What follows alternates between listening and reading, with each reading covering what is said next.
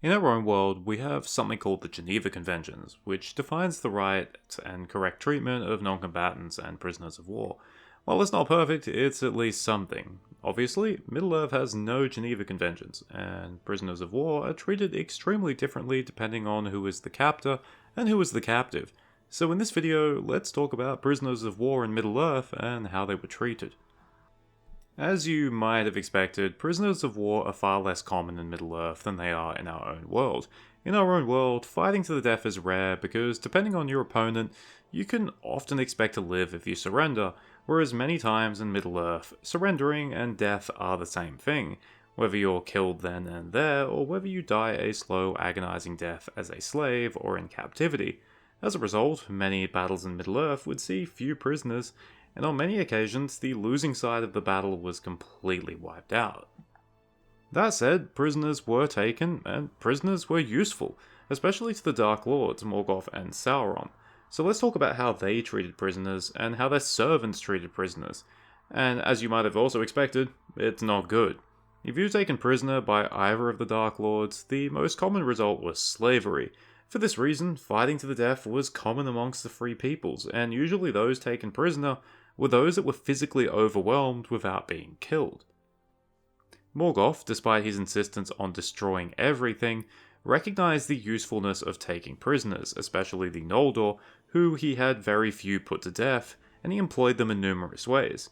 The most common way was for them to help build his war machine. Many were forced to work in his mines, and those who were especially skilled were made to forge weapons and armor for his forces, because they were of better quality than those the orcs could forge. Thus, Angband was filled with slaves, and when the fortress was finally destroyed, a mass of them re-emerged into light, which they never expected to see again. But Morgoth also used his captives in much more insidious ways. Some he was able to bend to his will, and they were intentionally released into Beleriand as spies. The Noldor, in particular, became aware of this strategy, and thus distrusted anyone that emerged from Angband, even those that had genuinely escaped. Rather sadly, some of these individuals ended up so broken that they ended up returning to Angband, returning themselves to slavery. Some captives were also used in special ways. For example, when Maedhros was taken prisoner, he was hung by the wrist above Angband, a threat to his brothers that he would be killed if they made further war upon Morgoth. Another example was Hurin, who, thanks to his defiance of Morgoth, was forced to watch from a chair and see the curse on his family unfold. Afterwards, he was intentionally released, and he unwittingly did plenty of damage that furthered Morgoth's plans. Perhaps the worst known fate suffered by a captive was that of Gelmir, a lord of Nargothrond, who was brought forth before the Battle of Unnumbered Tears. He had already been blinded, and then he was dismembered and decapitated as a way to goad Fingon's army into battle. Sauron was very similar to his former master. While we don't have the same specifics as to how he used prisoners, we know that he kept them in places such as Tol in Galhof, Dol Guldur, and Barad-dûr. Presumably, many of these were probably also put to work, but some were simply thrown in the dungeons and left to rot, such as Thrain II, king of Durin's folk. Sauron's most well-known usage of prisoners was in Nirn, where they worked the fields that kept Sauron's war machine fed. But what about their servants? Well, as you might expect yet again, being taken prisoner by orcs was not great, assuming they didn't just immediately kill you. At best, you might be largely left alone as they delivered you into captivity. Merry and Pippin got a pretty good deal because Ugluk was a no-nonsense sort of guy. But even if your specific capture was ordered, they still might have fun with you. While briefly taken prisoner, Turin Tarambar was tortured by having knives thrown at him. At worst, you would even be killed after being taken prisoner, often in a brutal way. For example, the orcs rapidly executed the prisoners from Nargothrond when they were ambushed by a company of men of Brethil. The Princess Finduilas was killed by being pinned to a tree by a spear, and, at times, orcs were known to eat their prisoners. Men who served Morgoth and Sauron wouldn't eat you, but could often be just as cruel as captors. Many of those who served Sauron and Morgoth practiced slavery, although it was often referred to as thraldom. Not sure if there's a difference. But we have many examples. The surviving Hadorians and many of the elves of Hithlum were enslaved by the Easterlings of the First Age. Some were forcibly married. The Wainwrighter Easterlings of the Third Age enslaved the surviving Northmen of Rovanion, and the oars of the ships of the Corsairs of Umbar were manned by slaves taken during their raids.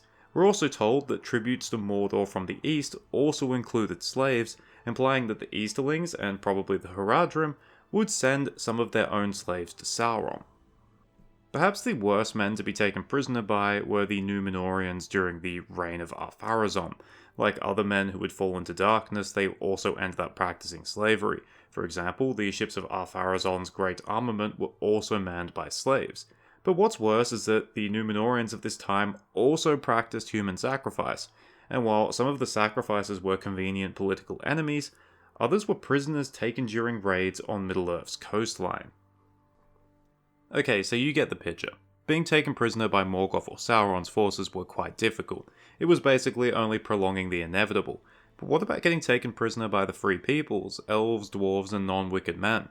Well, that was also a mixed bag, and many of Morgoth's and Sauron's servants also tried their best to avoid being taken prisoner, although some of this was due to being fed highly false propaganda. You're probably wondering, were orcs taken prisoner? The answer is very rarely. In Morgoth's Ring, we're actually told that at least during the First Age, men and elves had rules when it came to dealing with prisoners, even orcs. If an orc surrendered, the rule was that they should be granted mercy, and once a prisoner, they were not to be tortured, even if they had information that could save the lives of other elves and men.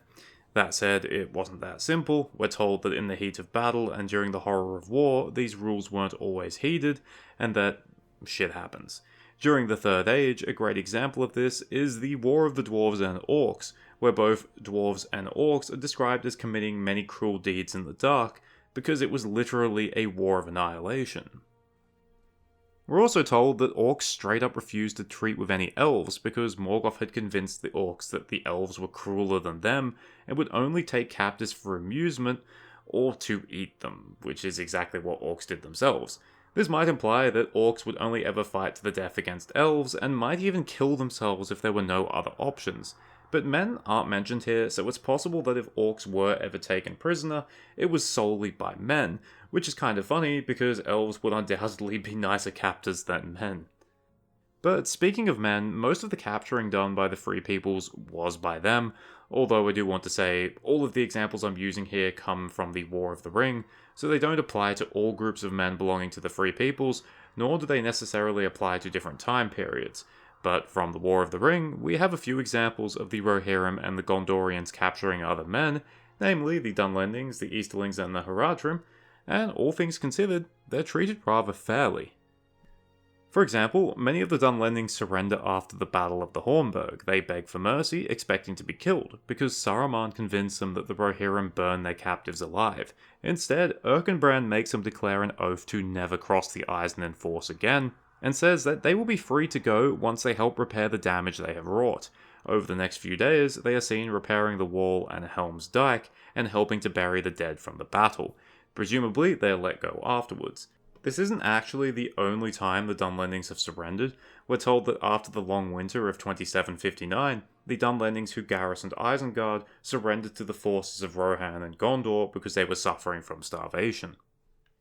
The Easterlings and the Haradrim were often far more fanatical, thanks to being in Sauron's service for a long time.